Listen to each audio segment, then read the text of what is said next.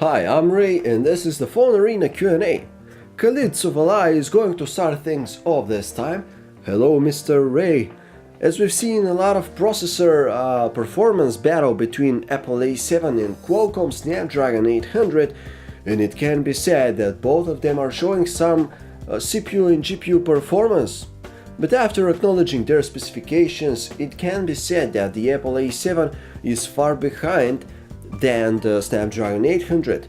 Why both of them are showing nearly same performance and response in benchmark comparisons? Well, that's a very good question actually. The reason to have similar performance on such different chips is the underlying software platforms, iOS and Android. As iOS consumes significantly less system resources, there are more resources like CPU time left for third-party applications. Meanwhile, Android is a heavier system and needs more system resources in order to produce the same level of performance. Another reason is the fact that specs don't always directly translate into real-world performance. Our loyal follower Ashoaib has an interesting question once again. Hi Ray, thanks for answering my questions in episode 17. Ray, what is the reason more and more manufacturers are concealing the batteries in their phones? Isn't it a disadvantage because battery starts declining in performance right from the manufacturer date? Same battery which gave 2 days backup cannot give 2 days of juice after 2 years of use. Then why majority of phone makers ignore this fact and doesn't keep the option of user replacement? Well, I guess it's all due to their specific engineering ways that companies use to manufacture their phones. Having battery that's concealed inside a phone and no separate battery cover that can be removed makes for a device that feels more solid and sturdier. Plus, it enables companies like Apple and HTC to produce their fancy aluminum phones. And sure, having the option to swap those batteries midday is undoubtedly cool, but when it comes to battery capacity over the course of a few years, then degradation isn't really that great. And who keeps a phone for more than 2 years anyway?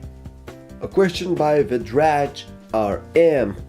Does the Sony Xperia Z1 Compact come with better viewing as in the Z2, or is it the same as the Z1, or it sits between the two? Actually, you've said it quite accurately. The Z1 Compact kind of sits between the Z1 and the Z2 in terms of display quality.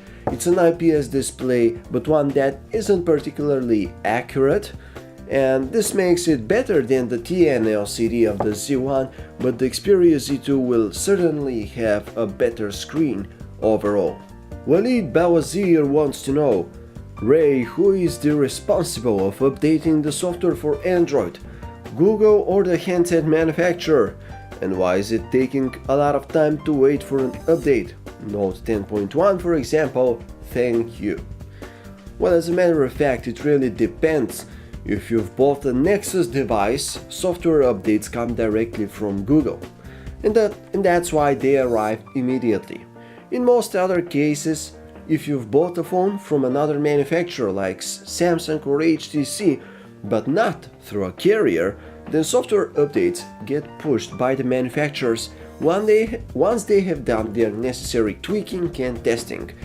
If, however, you have bought the phone through a carrier, then you also have to wait for the carrier to do its own testing of the new software after the manufacturer's testing phase.